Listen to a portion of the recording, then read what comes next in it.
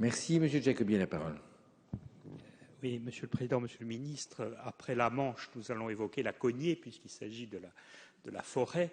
Et donc, l'article 21 de la loi du 22 janvier 2002 sur la Corse a, comme vous le savez, transféré la propriété des 50 000 hectares de forêt domaniale de Corse à la collectivité territoriale de Corse.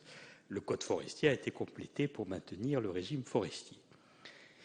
Celui-ci a pour objet de garantir la protection du patrimoine forestier et sa gestion durable. Et son application est donc confiée à l'Office national des forêts. Cet établissement nous apporte satisfaction dans son action en Corse. Au-delà de ses missions régaliennes, il a d'ailleurs bénéficié d'une délégation de service public pour la gestion des forêts appartenant à la collectivité, ce qui est un fait unique. En outre, la qualité de son travail a permis d'obtenir récemment la certification de gestion durable sur l'ensemble de nos massifs forestiers. Aujourd'hui, notre collectivité territoriale de Corse, qui est, vous savez, dotée de compétences en aménagement et développement économique, au titre notamment de l'élaboration du plan d'aménagement et de développement durable de la Corse, souhaite jouer pleinement son rôle, notamment pour l'avenir de la filière bois. Elle souhaite mieux maîtriser ses possibilités d'intervention et assumer les prérogatives que la loi lui a confiées. C'est pourquoi il apparaît opportun d'envisager une évolution à titre expérimental des compétences en matière forestière en Corse. Alors, une première adaptation pourrait concerner le processus d'approbation des aménagements forestiers. En effet, la loi prévoit que l'Assemblée de Corse donne un avis sur ces plans de gestion qui sont finalement approuvés par le préfet de Corse, par l'État. Il serait quand même à la fois plus efficient et plus logique, cohérent par rapport à notre spécialité et notre compétence, d'inverser le processus, que le préfet donne un avis, l'avis de l'État sur le document d'aménagement rédigé par l'ONF, mais que la décision revienne à l'Assemblée de Corse. Par ailleurs, l'ONF assure, au titre du régime forestier, à la fois la police et la commercialisation des forêts. La séparation de ces missions, qui pourraient apparaître comme incompatibles, pourrait être expérimentée sur les forêts de Corse. Alors pour le moment, c'est exclu par l'article L214-6 du Code forestier, mais j'avoue que c'est assez surprenant, surtout dans notre cas particulier, puisque notre collectivité territoriale est le deuxième propriétaire de forêts publiques en France, après l'État, très loin derrière l'État, bien entendu. Mais nous pourrions veiller à la mise en valeur et à la commercialisation de notre patrimoine afin d'en maîtriser l'aspect commercial, avec évidemment le concours de l'ONF, qui, je le rappelle, est quand même notre délégataire. Cette compétence ne viendrait pas se substituer aux missions de l'ONF, qui doit conserver bien entendu ses prérogatives de police de la forêt, c'est-à-dire sa surveillance et sa protection. En revanche, la collectivité se chargerait de la responsabilité de la vente de ces bois, des aspects commerciaux et de l'aménagement forestier, dans le cadre des lois et règlements en vigueur par ailleurs. En effet, les ventes de bois ont fortement chuté ces dernières années.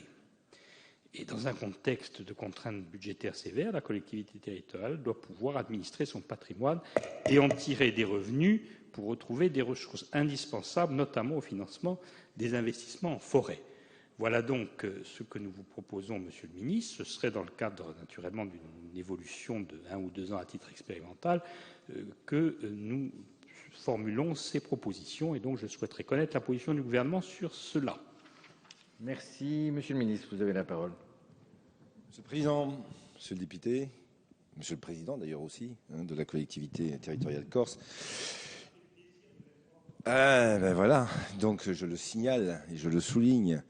Je voulais donc répondre à une question qui fait suite à un transfert historique à la collectivité corse du patrimoine forestier dont elle est devenue propriétaire, ce qui en fait, et vous l'avez souligné, après l'État, je crois, peut-être assez loin, mais le deuxième propriétaire en termes de forêt publique. Vous évoquez à ce titre, dans un code forestier qui reste celui qui s'adapte à l'ensemble du territoire national, des possibilités de faire évoluer à titre expérimental, comment j'allais dire, la gestion de la forêt. Vous en êtes devenu propriétaire, l'ONF en est l'outil, et comment on pourrait réorganiser les choses de telle manière que le propriétaire puisse avoir une part plus importante dans les choix à la fois d'aménagement et puis, vous l'avez dit, de commercialisation. Inverser la décision entre le préfet qui signe ou la collectivité qui décide au final, sujet qui peut être évoqué, mais je crois qu'aujourd'hui, entre la collectivité territoriale corse et le préfet, les choix qui peuvent être faits se font d'une manière suffisamment consensuelle pour que la collectivité, dans les objectifs qu'elle se fixe, soit respectée, et je trouve qu'il en est très bien ainsi. Ensuite, sur les questions de commercialisation, nonobstant le rôle que peut avoir l'ONF, c'est vrai qu'il y a une relation peut-être à faire évoluer sur la délégation de services publics qui peut être donnée et sur les relations entre la collectivité territoriale corse et l'ONF, et qui pourrait permettre d'aller dans un sens d'une gestion beaucoup plus pilotée par votre collectivité. Donc là-dessus, on peut tout à fait envisager des choses, sachant, je le dis, que dans le cadre de la loi d'avenir sur l'agriculture, il y aura un grand volet forêt sur lequel on pourra greffer ce type de débat. Merci. Monsieur Jacobi, en réponse. Monsieur le ministre, de l'accueil positif qu'il fait à notre suggestion.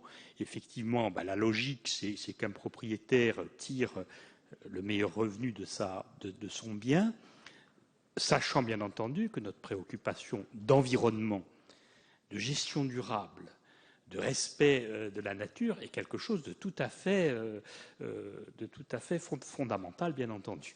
Mais je m'arrête aussitôt parce que le président me fait signe que c'est mon intervention qui ne saurait être durable, en tout cas trop longue. Merci.